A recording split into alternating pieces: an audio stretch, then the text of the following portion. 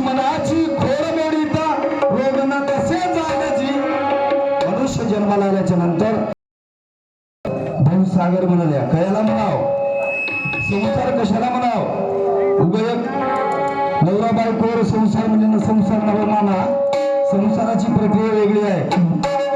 संसार सागर दुस्तर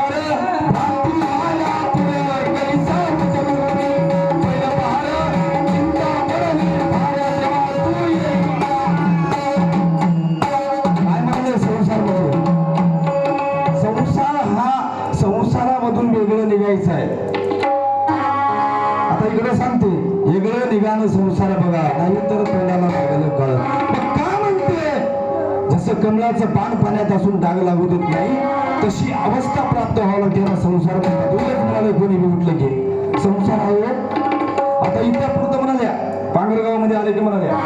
भजनीलाही चांगले राहतात तो भजनीचा असं आपली अवस्था बघा की पाठी बघा जाऊ भजनीची कोणी म्हणाले भजनात काहीच फरक नाही हो कीर्तन केलेलं चांगलं विमान धोरण पडलं आता वेगळं रूप झाले म्हणून हा संसार आणि भजन याची सांगड वेगळी बांधावी लागते ही सांगड बांधत असताना पांढरगाव मध्ये सांगवासाचं काहीच नाही भाऊकडी एखाद्या मोठ्या समुद्रामध्ये तांब्यावर पाणी टाकल्यासारखं आमचं बोललं म्हणजे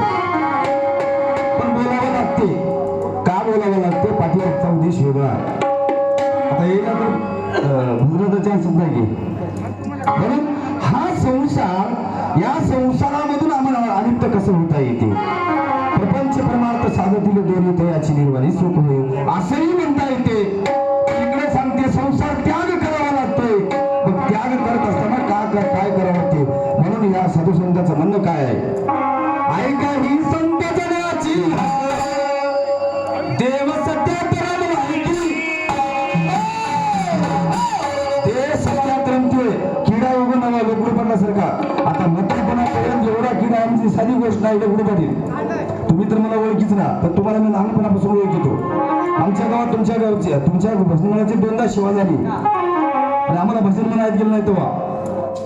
हे भजन हे किडा वेगळा होय आता बाबू पटलाचं काय घेणं नाही 60-70 एकर वावर आहे याला काय देणं की नाही भजनामध्ये रोज 4-5 गडी राहतं भगवान पडेल याला काहीच देणं की नाही पण किडा वेगळा होय आमचा